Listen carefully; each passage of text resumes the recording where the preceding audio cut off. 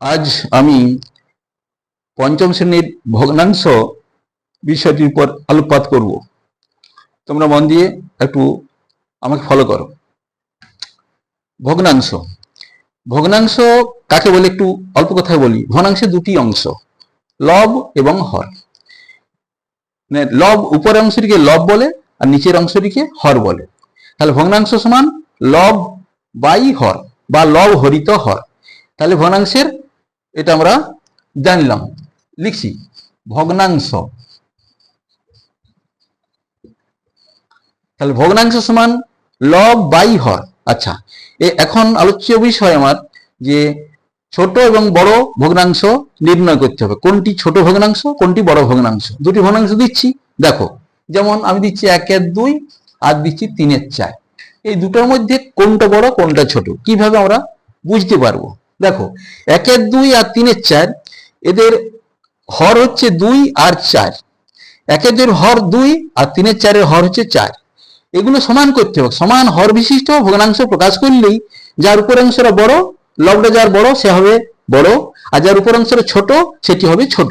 তাহলে দেখো 2 আর 4 এর লসাগু মুখোমুখি যদি কেউ না পারো এইভাবে পাশে রাফ বলে লিখবে। রাফ রয়াকার ফ এইখানে করবে। অনেকে হাতে এরকম করে করে, তোমরা বাচ্চারা করো, কিন্তু তা করবে না। তোমরা এখানে রাফ লিখবে এইভাবে, যেমন দেখাচ্ছি। এরপর 2 আর 4 এর লসাগু, যেমন 2 1 2, 2 2 4। এটা হয়ে গেল, আর খাওয়ানোর দরকার নেই। তাহলে 2 2 4। তাহলে আমি লসাগু পেলাম 2। এই 2 গণিত 2, একটা গুণ করার দরকার নাই। একটা গুণ করলে সেই সংখ্যাটাই ফিরে পাওয়া যায়। কাজে আমরা এক পেলে এক নিয়ে গুণ করবো না। 2 2 4। তাহলে আমি 1/2 সমান, তাহলে 2 আছে, কত দিলে 4 হবে না 2 দিলে। তাহলে উপরের লবকেও আমি 2 দিয়ে গুণ করবো। তাহলে 2 1 2 আর নিচে 2 2 4। তাহলে 1/2 ছিল, সেটা 2 এর 4 হয়েছে। কেন না এই যে সমান হর করার জন্য এটা 2টা যখন 4 হলো তখন একটা 2 হলো, এই গুণ করে। তাহলে 2 এর 4 পেলাম। আর 3 এর 4, দেখো 3 এর 4 এর হর 4, এর হর 4। এবার এই দুটো আমি দেখবো, এর 4 ভাগের 3 ভাগ আর এটা 4 ভাগের 2 ভাগ। 3 ভাগ বড় না 2 ভাগ বড়? সমান ভাগ, 4টে ভাগ সমান টুকরো, তার 2টা ভাগ বড় না 3টে ভাগ বড়? বলো, নিশ্চয়ই 3টা ভাগ বড় হবে। তাহলে 3 এর 4টি আমার বড় ভগ্নাংশ। তাহলে 3 এর 4 বড় ভগ্নাংশ, আর ছোট ভগ্নাংশ হচ্ছে 1/2। এই 1/2টা ছোট, 4 ভাগের 2 ভাগ, এটি হচ্ছে ছোট ভগ্নাংশ। তাহলে দেখো এইভাবে আমরা সমান হর বিশিষ্ট ভগ্নাংশে প্রকাশ করে দুটি ভগ্নাংশের ছোট এবং বড় এটি বুঝতে পারলাম। তোমরা বুঝতে পেরেছ তো? আচ্ছা, এরপরে দেখো আমি 3টা দিয়ে বুঝাচ্ছি সংক্ষেপে।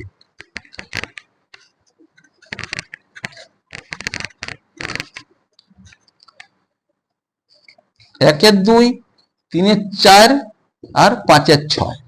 এটা যদি বলা হয় যে কোনটা বড় কোনটা ছোট, কিংবা ঊর্ধ্বক্রমে সাজাও, ধরো ঊর্ধ্বক্রমে সাজাবো আমরা, ঊর্ধ্বক্রমে আমি সাজাবো, এইটি ভালো।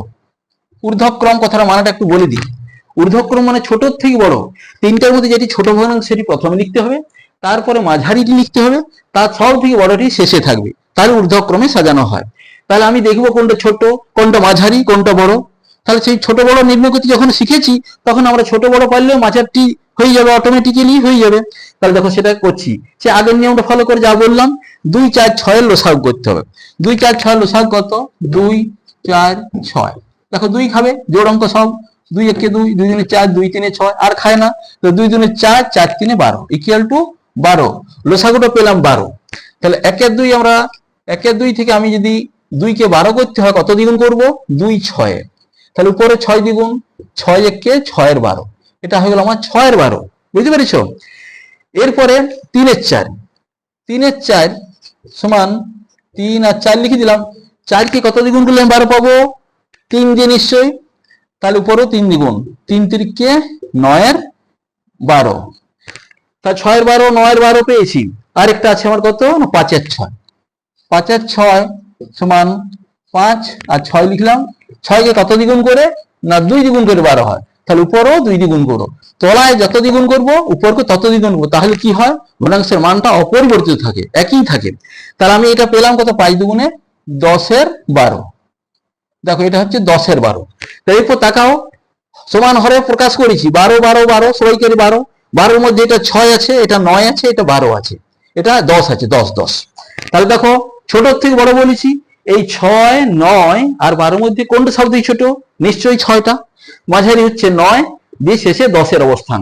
তাহলে আমার 6 এর 12 কোথা থেকে পেয়েছি? আমি 1 এর 2 থেকে পেয়েছি। তাহলে 1 এর 2টি সব থেকে ছোট সংখ্যা। তো আমি ঊর্ধ্বক্রমে যখন লিখবো তখন প্রথমে লিখবো 1 এর 2 প্রথমে, তারপরে 9 এর 12, 9 এর 12, এটা 9 এর 12 মানে কি? ওটা লিখবো না, 3 এর 4টি লিখবো। সরি, 9 এর 12 দেখে আমি বুঝবো প্রথম কোনটা। আমার এইগুলোর মধ্যে ছোট বড় সাইজ হলো, তাহলে আমি 3 এর 4 লিখবো। এটা 9 না লিখে 3 এর 4 লিখবো, এই 3 এর 4টি। তারপরে 10 এর 12, 10 এর 12 কোথা থেকে পেয়েছি? 5 এর 6 থেকে পেয়েছি। তাহলে আমি এরপর 5 এর 6 লিখবো, এটি সব থেকে বড়।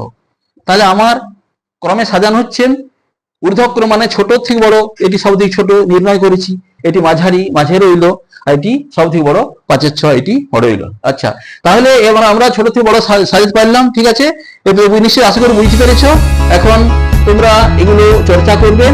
হ্যাঁ, আশা করি সবাই বুঝতে পেরেছো। যদি অসুবিধা থাকে আমার পরবর্তী ক্লাসে বলবে, আমি সমাধান করব। ঠিক আছে, ওকে।